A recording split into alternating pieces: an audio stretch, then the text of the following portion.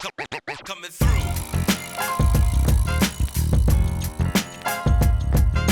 Welcome to the Educate US podcast with your hosts, Stacey Schultz and Patrice Fenton, two former teachers and administrators talking about a variety of topics happening in the world of education and beyond.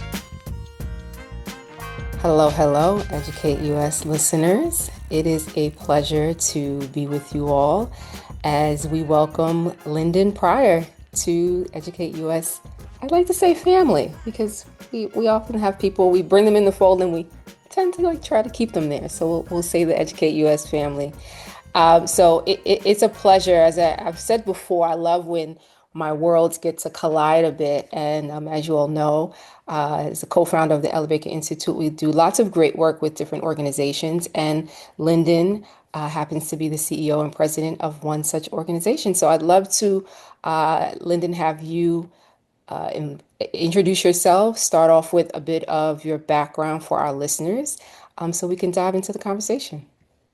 Awesome. Well, thank you, and I appreciate you having me on. It is a pleasure to be able to be here and get to talk about the work a little bit. I am Lyndon Pryor, President and CEO of the Louisville Urban League in Louisville, Kentucky. I know we're going to talk a little bit about the work of the league, and I can certainly get into that.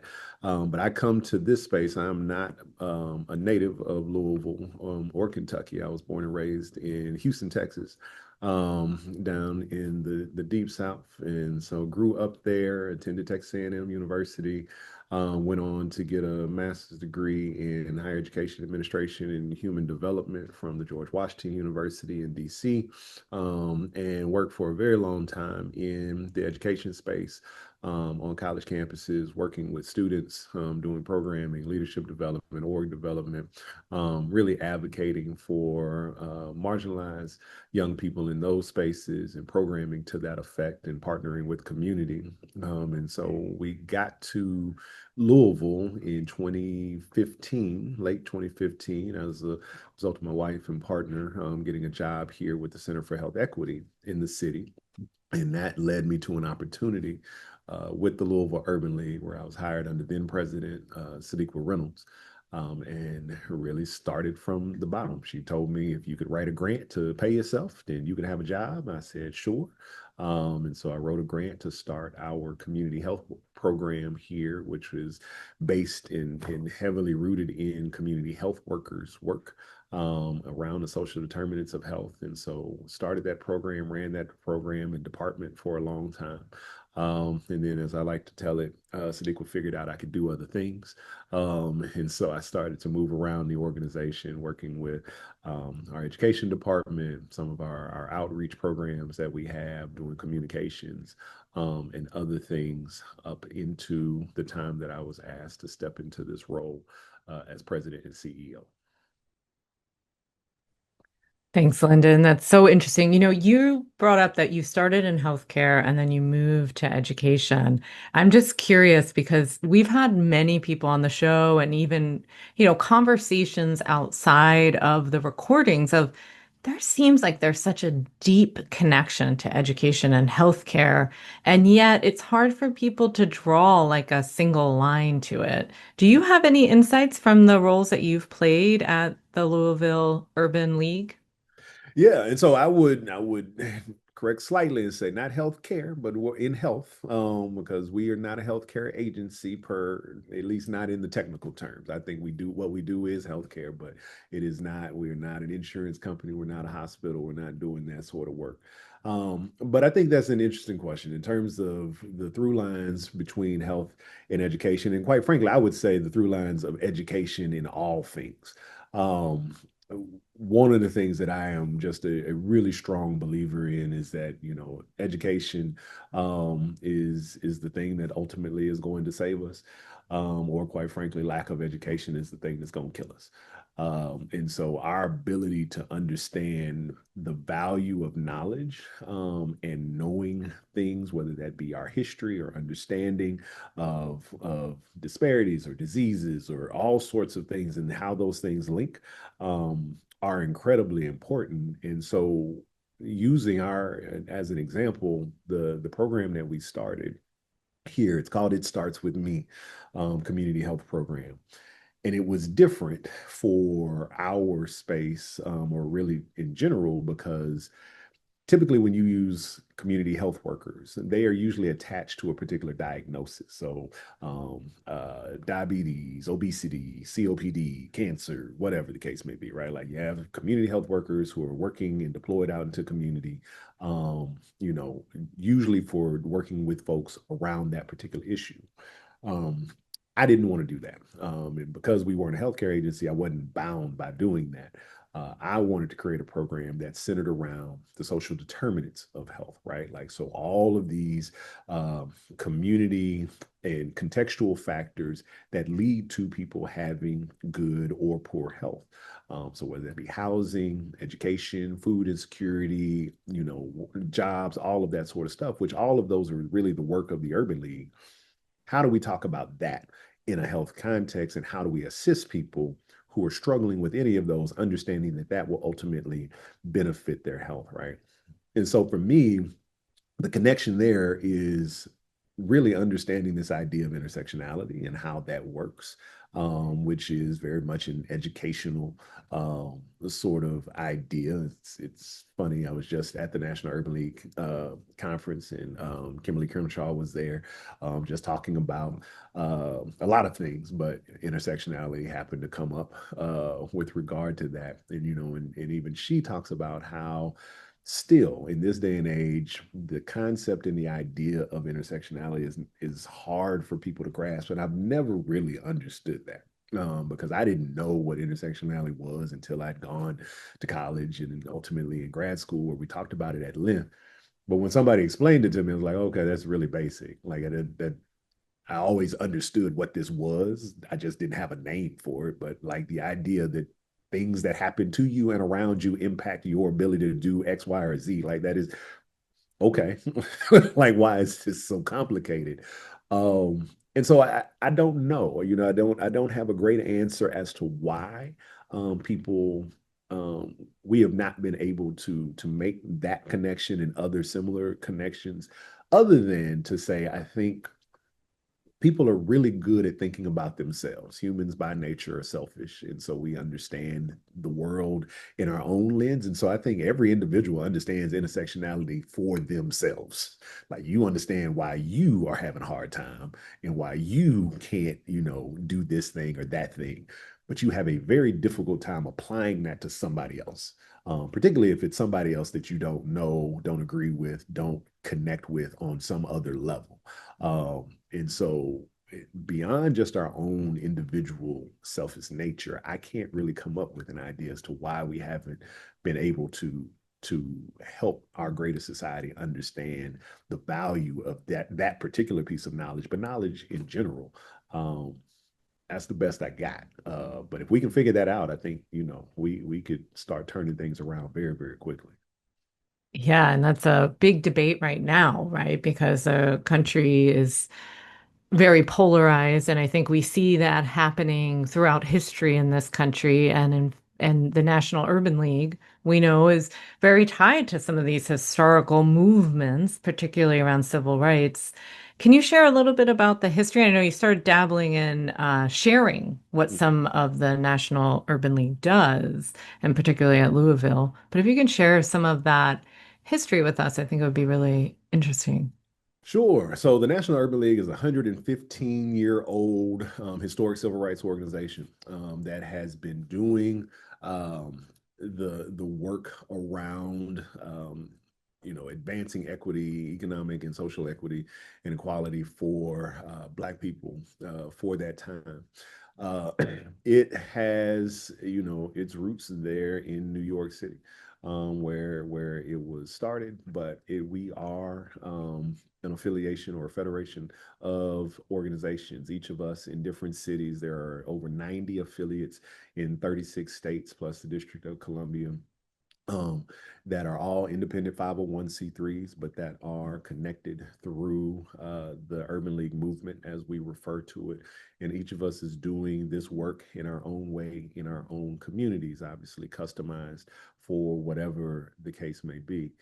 For our part here in Louisville, we've been around for 105 years, so 10 years after the national movement began. And our work here started really in the housing space, people fighting for fair and equitable housing as well as desegregated housing in this community. And from there, it grew out into workforce and then into education. And now we do our work across 6 pillars of jobs, justice, education, health, housing, and Black business. And so we are doing that. We are doing program services and advocacy across all of those things.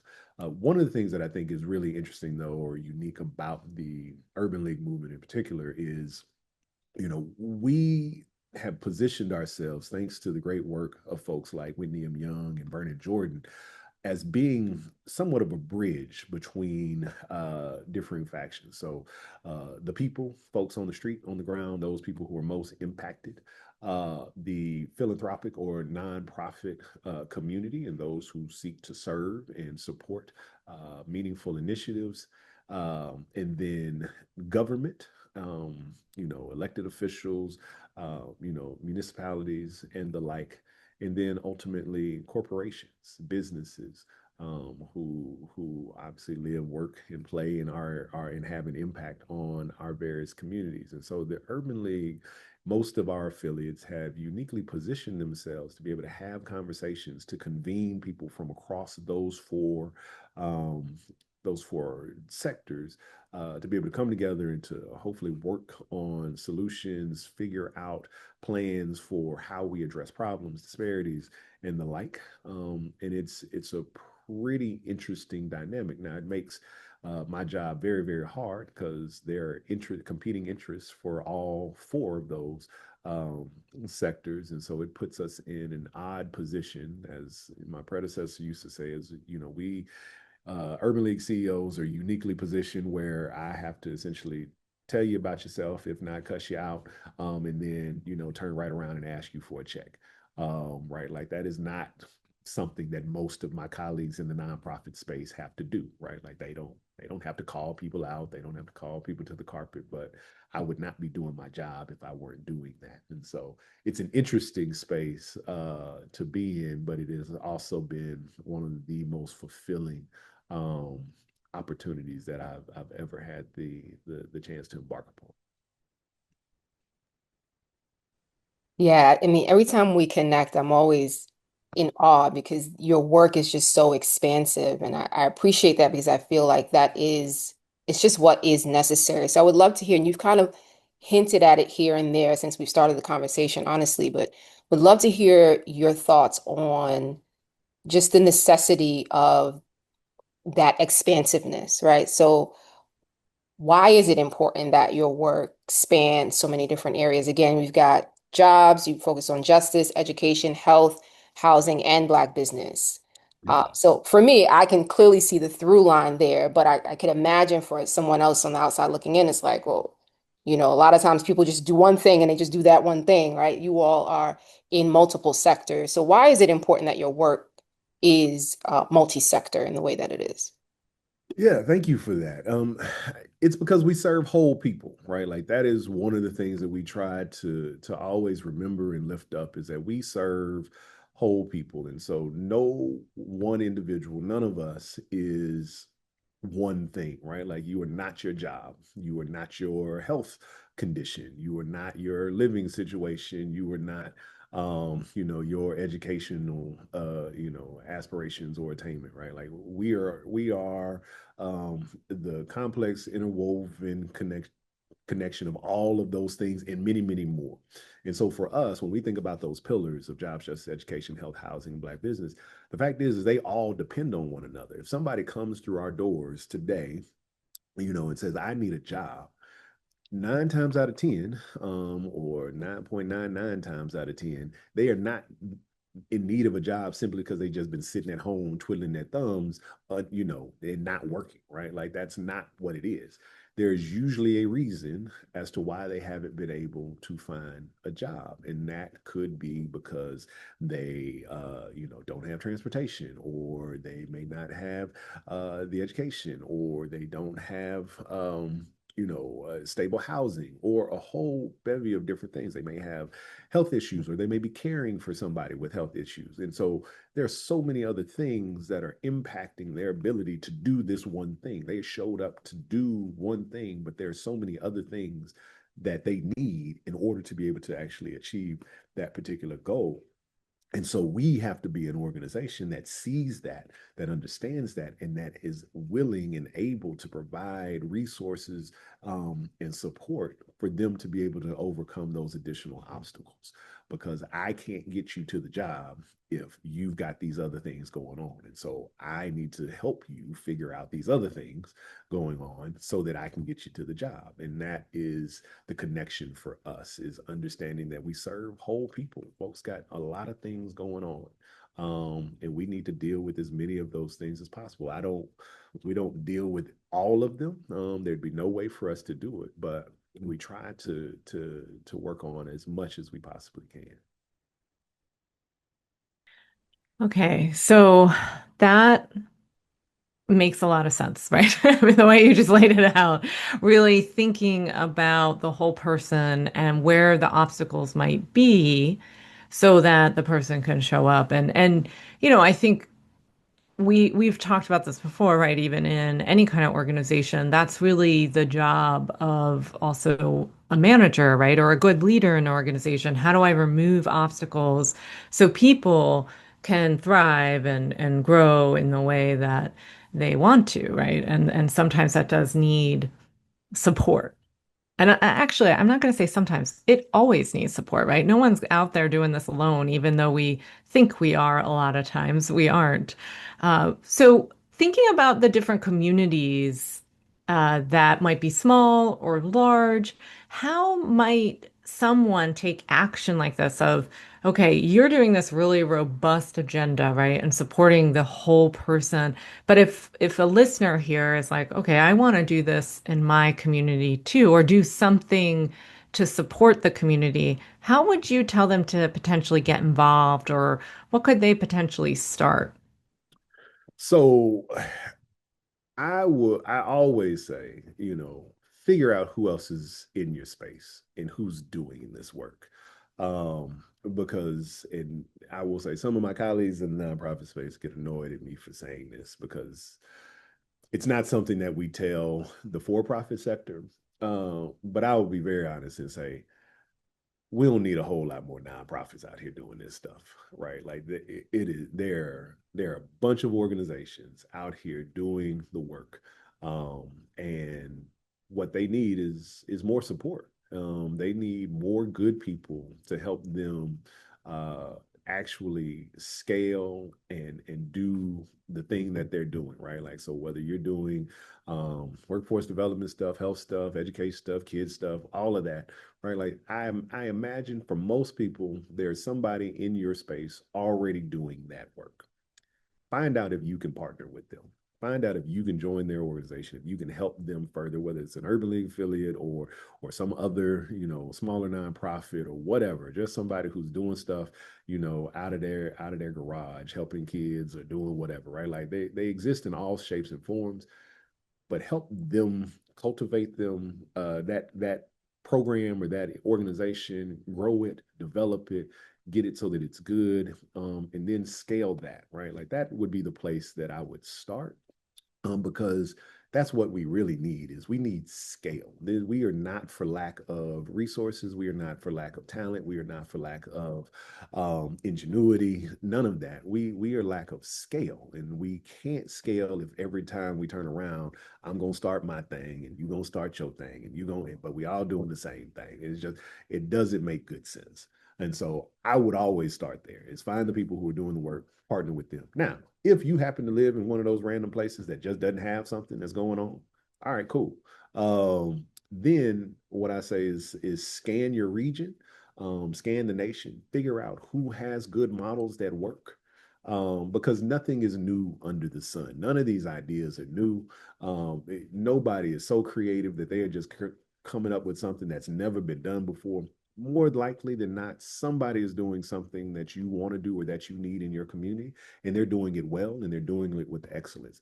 Go see if you can find them and then figure out if you can replicate it, right? Like you may have to tweak it depending on where you are and all of that sort of stuff, but figure out if you can take things that actually work and replicate and duplicate those things in your own community.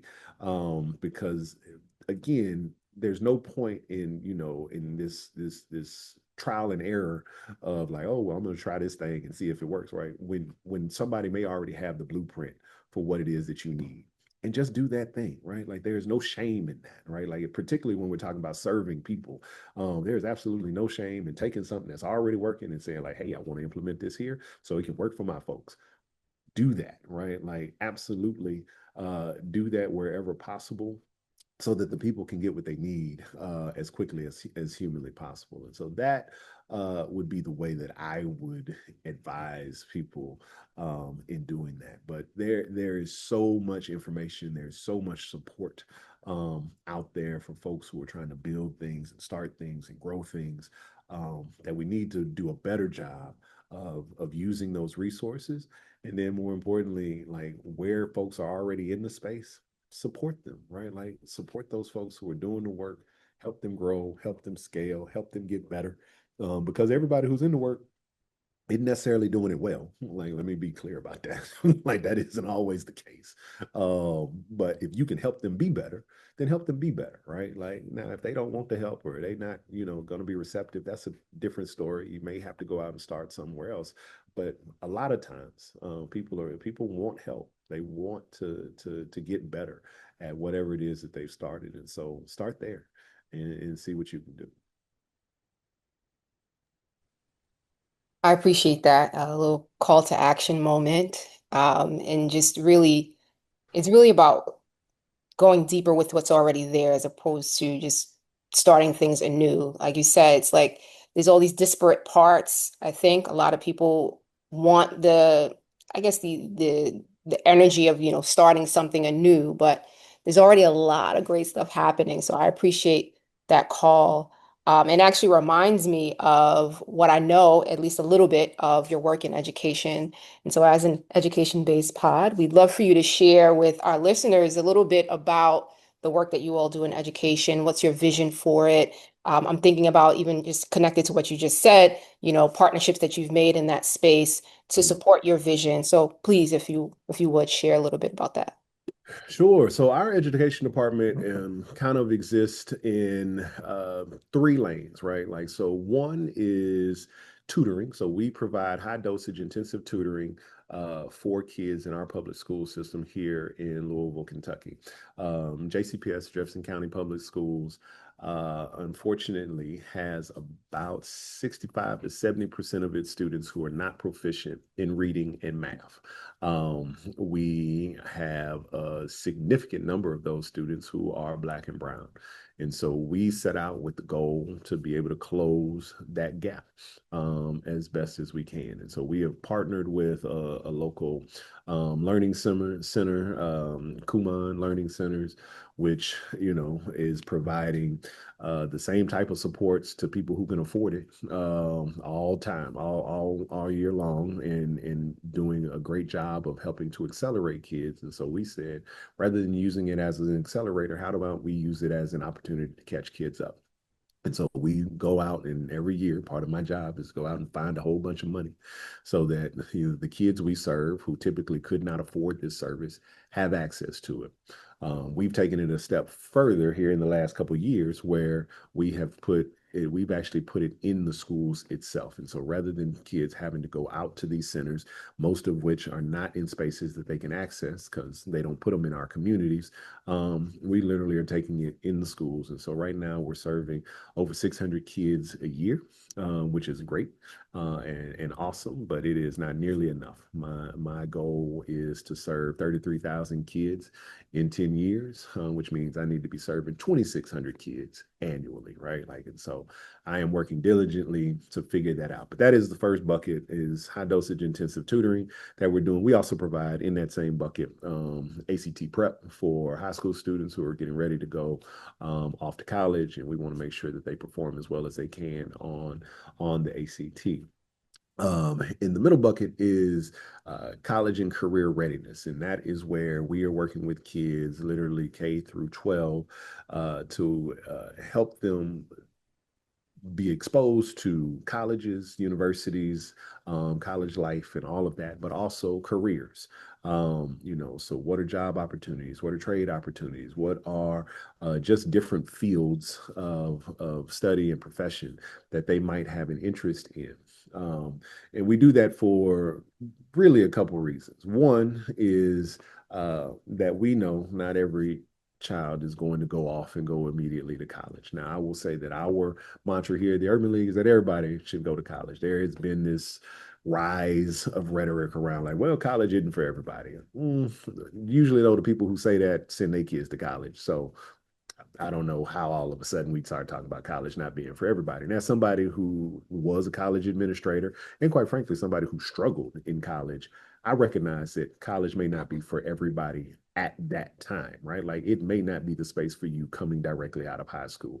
I was somebody who probably would have benefited from a gap year, although those things didn't really exist when I was going to college and nobody knew what that was. So I went straight on to college and I struggled, but I probably would have benefited from a gap year. So I recognize that there are lots of different ways to get to college, but we are always telling folks you need to figure out and hopefully push yourself to try to go to college because it's more than just school. Like college represents so many other things that are super important.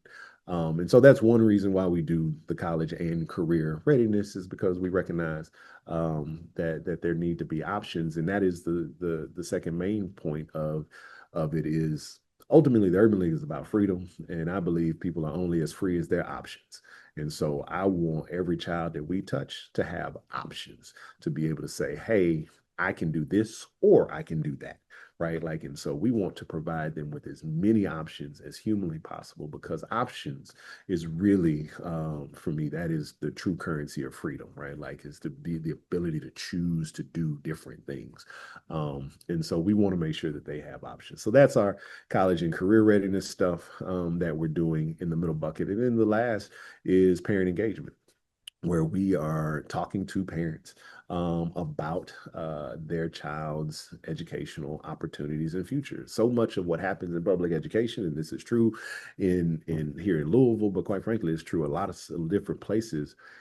Parents aren't really told what happens as your child matriculates through school, right? Like you're not told like how does about how your child actually gets into GT or AP classes and the way tests impact their ability to do that, right? Like nobody is really pulling back the curtain. A lot of districts don't do a great job of pulling back the curtain on like how does this all work? What does this all mean? What does it mean to be kindergarten ready, really? What does it mean to be college ready by the time you graduate high school? Like, what is all of that? Because for a parent, what they think is my child is passing, everything must be fine. And one of the things that I tell people all the time is that passing is not proficiency. Your child passing does not mean that they know what they're supposed to know, and that is a thing that parents really they are ready to fight once they realize that. Because and we've learned that with our intensive tutoring, because part of what Kumon does is they test them. They say like, here's where your child is, grade level wise, as a reader or in doing math. And for a parent to find out that their fifth grader is reading at a second grade level, right? Like that's devastating. Like, oh, my child always gets grades. They've never had an issue. They can read these things. Like, why are you telling me my child's at a second grade level? Right? Like that connection is never really made for them. And so we try to do our best, to, like I said, pull back the curtain to help them understand what's going on and what they need to be paying attention to and how to advocate for their child, how to ask for the resources and support that they need, and how not to just take what somebody tells them. I don't care who it is, teacher, principal, whatever, but to push and to ask because we know that our babies, particularly those black and brown children, don't always get the same benefit of the doubt, right? Like they are not always given the same grace in certain situations. And so we want to do the best we can to make sure that our parents are fully aware and educated on what they need to know to better support their students. You said a line, freedom is options. Mm. It's such a Beautiful line, and it's an important one that I wanted to punctuate, but I also don't want to put those words on you. So if you were to say in like a short sentence, what is your vision of impact that you want to have and that you want to see being made, what words would you use?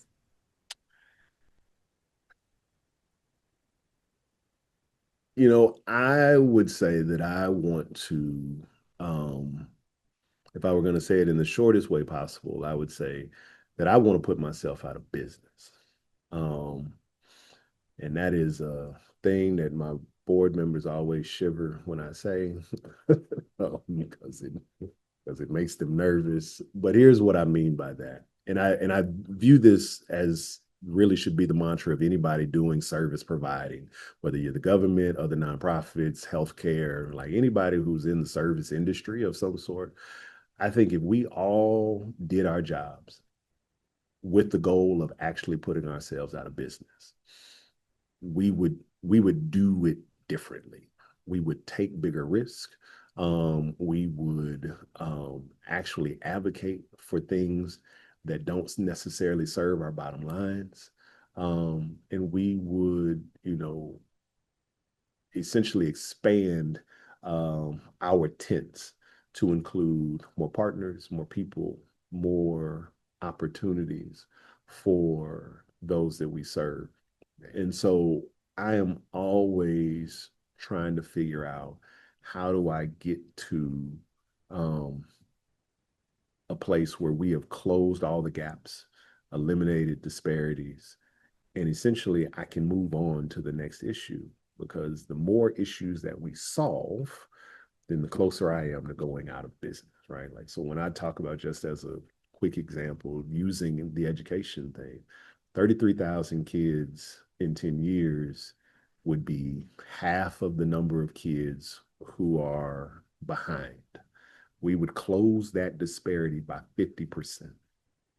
If the Louisville Urban League can close half of that, then surely the district and others can figure out how to close the other, right? And what I also recognize is that in closing that gap, what we are doing is unburdening the districts, the system.